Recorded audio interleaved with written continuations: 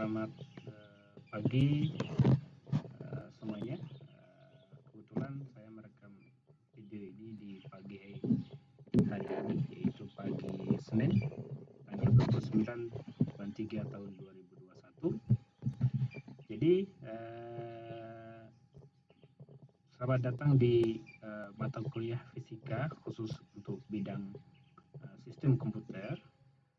Dalam mata kuliah ini adalah mata kuliah wajib yang nantinya akan membimbing kalian. Kita tidak hanya akan mempelajari tentang konsep fisika secara umum, tetapi dalam mata kuliah ini saya telah merinci bagian-bagian dari fisika yang dapat digunakan atau ada hubungannya dengan sistem komputer. Ya.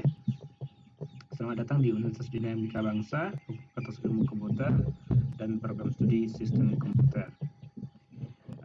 Perkenalkan, nama saya Cicin Riantoni. Saya memiliki bidang di bidang fisika, tamatan S1 Fisika dan juga S2 di bidang fisika. Pada saat ini saya sedang menempuh mata kuliah atau saya sedang menempuh program doktor dan juga dalam bidang IPA dengan spesifikasi fisika. Ya, dalam mata kuliah fisika untuk komputer ini terdiri dari bobot SKS-nya adalah dua, ya, ada dua SKS, yang mana dua SKS, yang mana dalam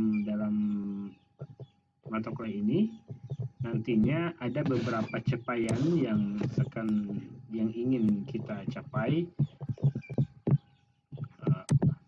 Yang pertama terkait dengan sikap, ada keterampilan umum, keterampilan khusus, dan juga ada pengetahuan. Ya,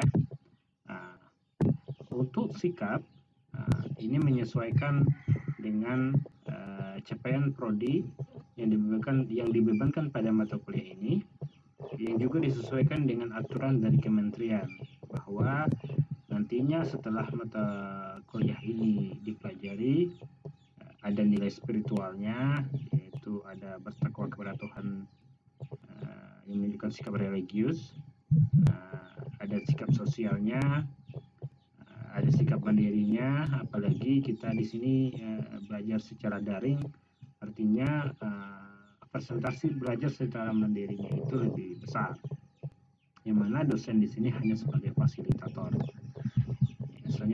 Selanjutnya ada, selain kemandirian itu ada juga kewirausahaannya juga. Ini lebih kepada sikap. Ya, untuk keterampilan umumnya yaitu mampu menunjukkan kinerja mandiri, bermutu dan terukur.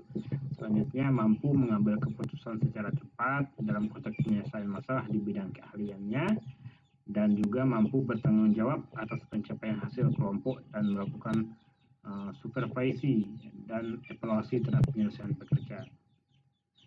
Nah, untuk yang keterampilan khusus, di sini saya mencoba untuk mengaitkan fisika dengan sains, teknologi, engineering, dan matematik. Ya, karena kita di bidang komputer, maka fisikanya harus ada hubungannya dengan proses, ada teknologi. Tidak hanya konsep fisikanya itu sains, tetapi harus ada teknologinya, ada engineeringnya, dan juga ada matematiknya. Jadi nantinya kita tidak hanya belajar tentang konsep, tetapi ada proyek, ada fenomena dalam kehidupan sehari-hari yang nantinya ada hubungannya dengan teknologi, engineering, dan juga matematik. Yang kedua, untuk keterampilan khusus itu mampu menerapkan beberapa konsep fisika dalam sistem komputer. Jadi pada intinya materi-materi yang kita pelajari ini bukan materi umum, tapi materi yang khusus fisika yang ada hubungannya dengan bidang komputer. Untuk pengetahuan yang ingin dicapai, yaitu kalian diharapkan menguasai struktur dan materi fisika yang mendukung dalam bidang keahlian sistem komputer. Yang kedua, menguasai pemahaman tentang konsep fisika lebih mendalam. ini itu capaian pembelajaran yang dibebankan dari prodi kepada mata kuliah ini. Selanjutnya ada anak-anaknya lagi, yaitu capaian pembelajaran mata kuliah. Tapi capaian mata kuliah ini hampir sama dengan capaian capaian pembelajaran atau yang di prodi yang dibebankan kepada mata kuliah ini. Oke. Selanjutnya terkait dengan deskripsi dari mata kuliah ini. Ini ada deskripsi singkat dari mata kuliah fisika untuk komputer ini, yang mana mata kuliah fisika ini merupakan mata kuliah wajib yang harus diikuti oleh mahasiswa di program studi sistem komputer Universitas Indonesia Bangsa, yang mana bobotnya adalah 2 SKS dengan alokasi waktu perkuliahan tatap muka selama 90 menit. Pada mata kuliah ini, mahasiswa belajar mengenai berbagai konsep dan prinsip yang berlaku pada berbagai gejala fisika. Artinya saya di sini akan menyampaikan materi nantinya tidak hanya konsep biasa tapi berbasis masalah.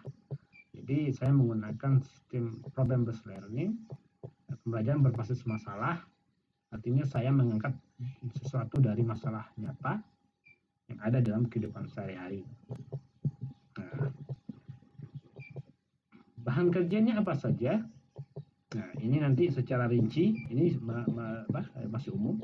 Secara rinci akan saya perlihatkan pada bagian selanjutnya. Namun sebelumnya, di sini saya menggunakan beberapa sumber pendukung untuk memahami konsep fisika untuk komputer ini. Yang pertama ada buku fisika seri 2 dan juga ada seri 1-nya, karangan dari Fitriyah dan juga Rahmawati. Kenapa saya menggunakan buku ini? Kebetulan buku ini adalah buku fisika yang didesain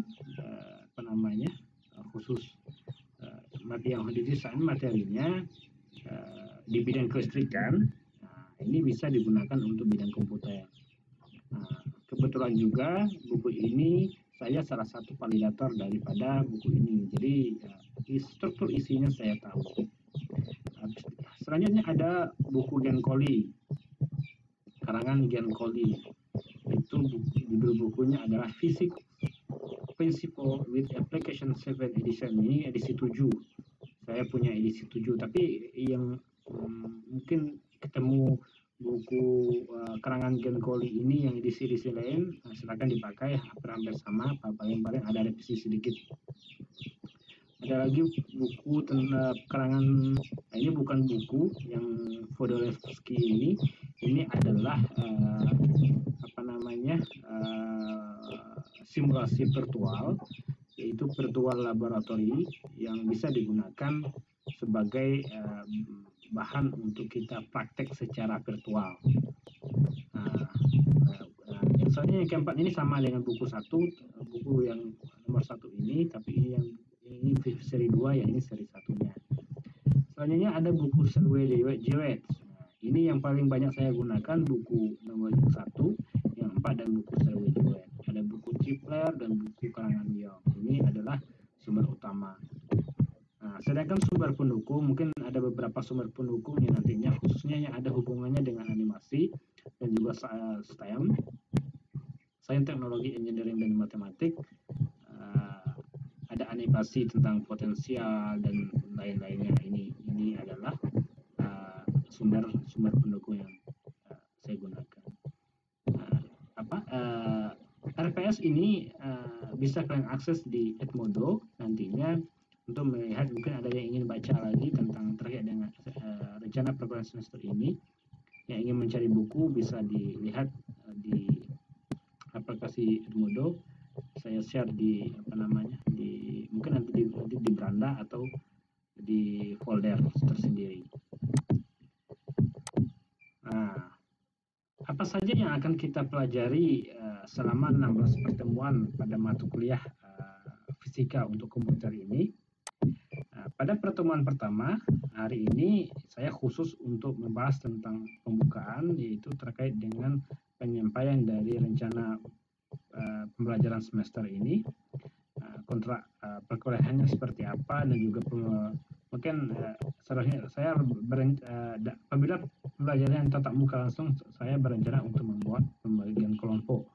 Namun karena pembelajaran ini tidak tatap muka langsung atau pembelajarannya yang dilaksanakan adalah daring, maka ini nanti tugas-tugas yang akan saya berikan adalah tugas yang bersifat individu. Nah, pada pertemuan kedua nanti kita akan membahas tentang konsep daripada muatan dan juga gaya listrik. Dengan subtopik ada muatan listrik, ada terkait dengan konduktor, isolator, dan pengisian muatan listrik melalui induksi, dan juga ada hukum Coulomb. Hukum Coulomb itu tentang gaya listrik. Nah, pada pertemuan ketiga, kita akan mempelajari tentang medan listrik dengan subtopik. Ada medan listrik secara umum, ada medan listrik dari distribusi muatan kontinu, ada garis-garis medan listrik, ada gerak partikel bermuatan pada medan listrik homogen. Nah, ini adalah subtopik untuk medan listrik.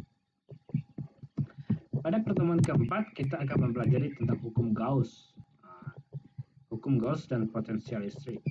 Ini saya gabungkan karena mengingat jumlah pertemuan dalam mata kuliah ini hanya 16 pertemuan, dibagi dengan ada kuis, UTS, dan UAS, maka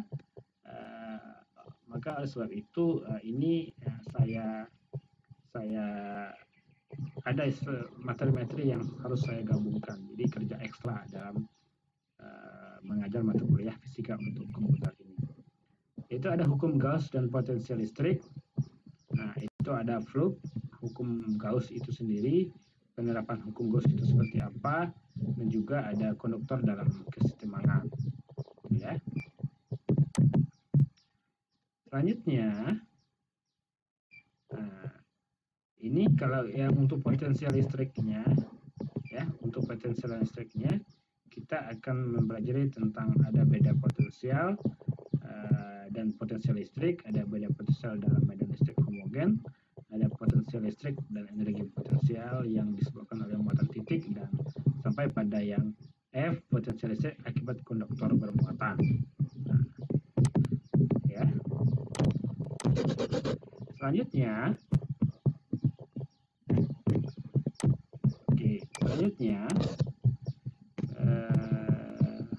pada pertemuan kelima kita kuis. Nah, untuk materi kuis nanti adalah materi yang disampaikan dari pertemuan kedua sampai pertemuan keempat. Karena kalau pertemuan pertama kita kan hanya pembukaan, saya menyampaikan apa saja terkait dengan kontrak perkuliahan. Setelah kuis kita masuk ke pertemuan ke-6. Di sini kita akan mencoba memahami tentang konsep kapasitansi dan juga dielektrik. Dengan subtopik ada kapasitor itu seperti apa, rangkaian kapasitor itu seperti apa, ada konsep dielektrik, energi dalam medan listrik itu seperti apa. Ini masuk dielektrik, ya. Pada pertemuan ke-7 ini saya gabungkan lagi, seharusnya arus hambatan dan rangkaian DC ini terpisah pertemuannya, namun karena mengingat pertemuannya sangat terbatas, maka saya gabungkan nantinya. Nanti saya share video penjelasannya berbasis masalah, saya perlihatkan kepada kalian terkait dengan kasus-kasus tentang arus hambatan dan juga rangkaian DC. Di sini yang akan kita pelajari ada GGL, gaya gerak listrik, ada arus listrik, hukum Ohm, dan hukum Joule. Untuk rangkaian DC yang dipelajari adalah tegangan jepit, hukum 1 Kirchhoff, hukum 2 Kirchhoff, ada rangkaian seri paralel, dan juga ada rangkaian rangkaian campuran juga ada nantinya.